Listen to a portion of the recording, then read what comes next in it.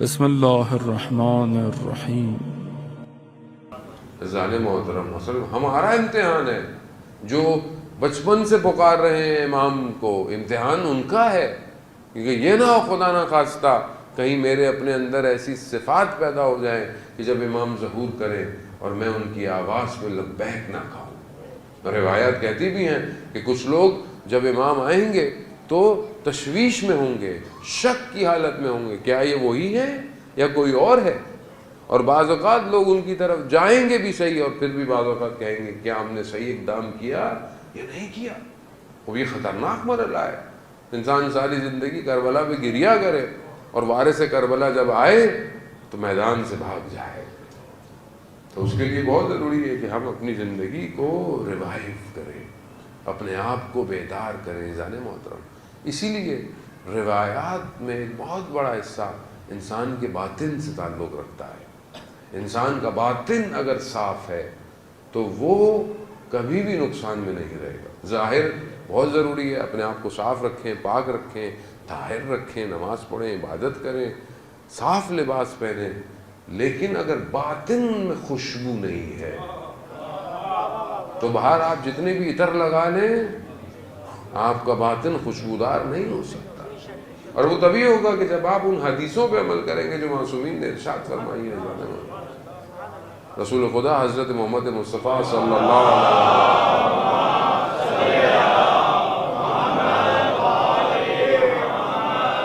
رسول خدا اپنی ایک حدیث میں بہرحال بیان کرتے ہیں کہ لوگ آخری زمانہ، خاص طور پہ آپ کو پتہ ہے آخری زمانہ سخت ہے، جس دور میں ہم زندہ رہ رہے ہیں بہرحال یہ آخری زمانہ ہے۔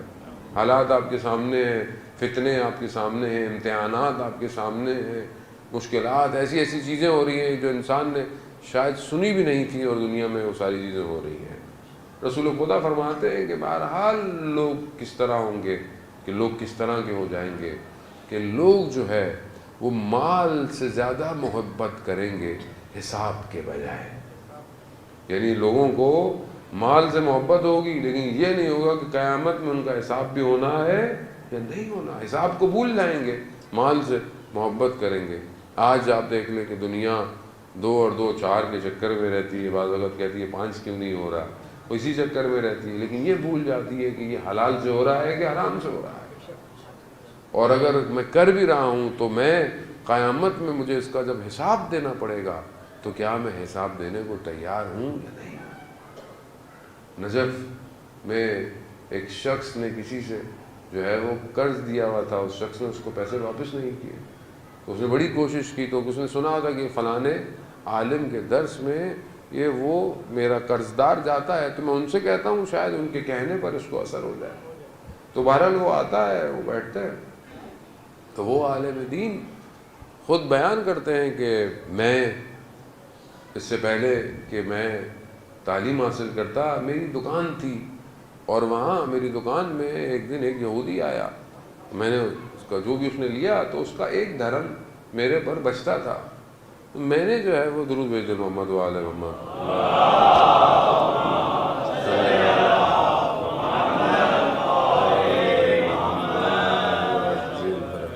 تو وہ کہتے ہیں کہ میں نے اس کو کہا کہ یہ 1 درہم مجھ سے بعد میں لے لو، میرے پاس ابھی پیسے مطلب کھلے پیسے نہیں ہیں۔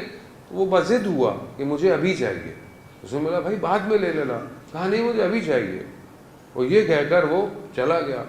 کہا کچھ دن بعد میں نے خواب دیکھا کہ قیامت کا منظر ہے اور مجھے ملائکہ صراط سے لے کے جا رہے ہیں، تو ایک طرف جنت ہے اور ایک طرف جہنم ہے، آگ ہے۔ تو کہتا اس آگ میں سے وہ یہودی باہر آیا اور اس نے میرا راستہ روک دیا اور اس نے کہا کہ میرا وہ 1 درہم مجھے واپس کرو۔ تو میں نے ملائکہ سے کہا کہ بھائی ان کو ہٹاؤ یہاں سے۔ کہا ملائکہ نے بولا یہ معاملہ تمہارا دنیا کا تھا، اس کو تمہیں دنیا میں خود طے کر کے آنا چاہیے تھا۔ بولے 1 درہم کیا ہوتا ہے، 1 روپیہ، 5 روپے، 10 روپے، مطلب آج تو 100,000 روپے کی کوئی قیمت نہیں ہے، لیکن روک دے گا صراط کے راستے پر۔ تو کہا خود ہی کو، تو بہت کوشش کی تو اس نے نہیں مانا۔ تو کہا میں تب جانے دوں گا کہ جب تم مجھے یہ اپنی ایک انگلی جو آگ میں گولا ہوئی بھی ہے یہ اپنے سینے پہ لگانے دو۔ کہا کوئی چارہ نہیں تھا، میں نے کہا کہ لگاؤ۔ جیسی اس نے لگائی تو میری آنکھ کھل گئی اور وہ آگ کا نشان، وہ سیاہ نشان میرے سینے پہ ابھی بھی باقی ہے۔ تو عزیزان محترم، خوب انسان بہرحال دیکھے کہ انسان مال سے محبت کر رہا ہے اور حساب کو بھول چکا ہے۔ خوب یہ خطرناک ہے اس دور کے اندر۔ پھر رسول خدا فرماتے ہیں کہ لوگوں کو قصر سے، یعنی بڑے بڑے گھروں سے اور ان سے محبت زیادہ ہے، قبر کو بھول چکے ہیں۔ آج اب ہم دیکھیں دنیا بھی وہی بازار گرم کیے ہوئے بیٹھی ہوئی ہے، بلڈنگ بنا لو، جو ہے وہ کالونیاں، پلاٹ، یہ ساری چیزیں بنا لو، ٹھیک ہے، اچھی بات ہے، اللہ آپ کو دے، روایات ہے کہ خدا نے اگر آپ کو دیا ہے تو آپ کا گھر اچھا ہونا چاہیے، وہ روایات کہتی ہیں، صحن بہتر ہونا چاہیے، بہرحال باب جو گھر کی روایات ہیں وہ ہیں، لیکن انسان ان چیزوں کی طرف کھنچا چلا جاتا ہے، ان محلوں کی طرف۔ دنیا کے بادشاہیں، حکومتیں کیا کرتی ہیں؟ جو بھی صاحب حکمراں آتا ہے وہ کیا کرتا ہے کہ اس کو ایک بڑے بڑے گھر چاہیے، بڑے بڑے، اور جب وہ اس میں جاتے ہیں تو یہ بھول جاتے ہیں کہ انہوں نے قبر کے اندر بھی جانا ہے کہ نہیں۔ بہلول دانا سے جب خلیفہ نے پوچھا کہ قیامت میں حساب کتاب کیسے ہوگا، تو کہا کل قبرستان آ جانا۔ تو جب وہ قبرستان آیا تو وہاں پر اس نے ایک گرم جو ہے وہ ایک ظرف سا لوہے کا، اس کے اندر آگ لگائی ہوئی تھی، کہا قیامت میں حساب کتاب ایسے ہوگا کہ اپنا نام اور جو دارائی ہے وہ اس گرم جو ہے وہ توا ٹائپ کی کوئی لوہے کی جگہ ہے، اس پہ کھڑے ہو کے بتانی ہے، تو جو ہے بتاؤ۔ اب کہا کہ پہلے تم چڑھو۔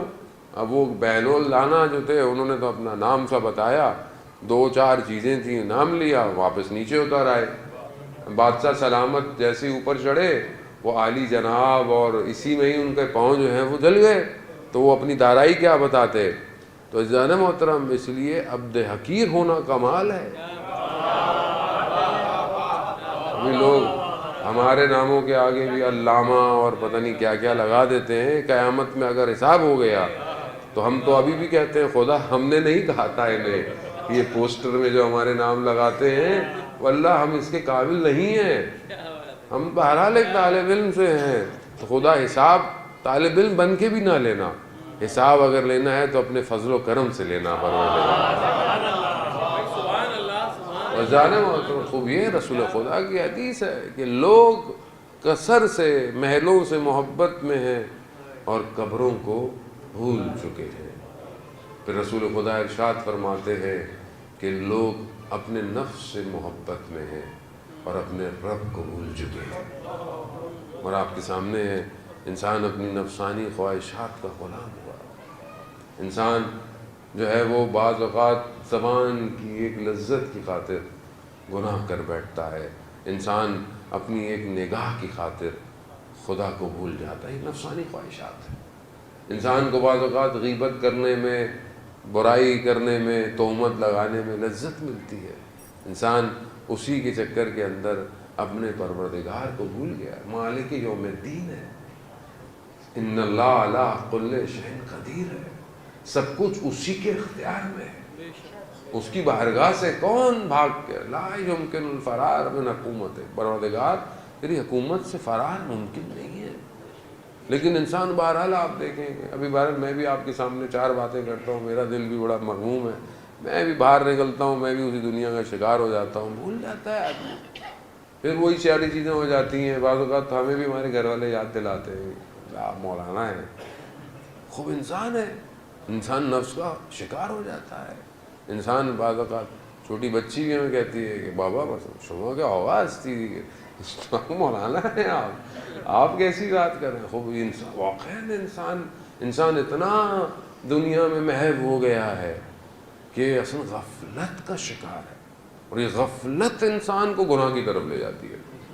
جیسے آپ گاڑی چلا رہے ہوں، موٹر سائیکل چلا رہے ہوں، کوئی بھی سواری چلا رہے ہوں، ذرا سی دیر کے لیے آپ غافل ہو جائیں، اور غفلت تھوڑی دیر کی ہے، موبائل پہ میسج آ گیا، اس لیے بار بار ٹریفک پولیس والے کہتے ہیں کہ بھائی موبائل استعمال نہیں کرو، استعمال نہیں۔ کتنے حادثے دنیا میں صرف موبائل کی وجہ سے ہوتے ہیں۔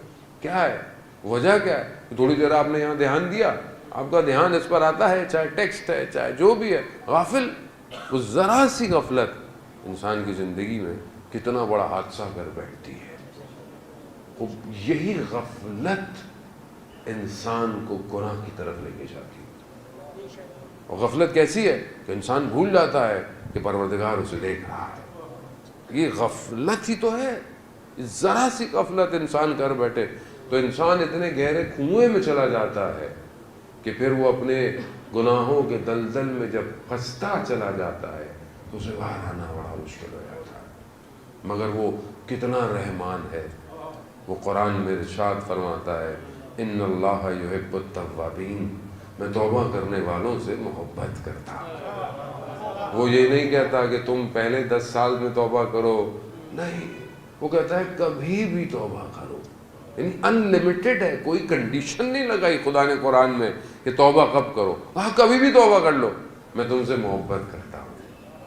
خدا نے کسی اور سے محبت کا اظہار نہیں کیا، خدا نے توبہ کرنے والے سے محبت کا اظہار کیا ہے۔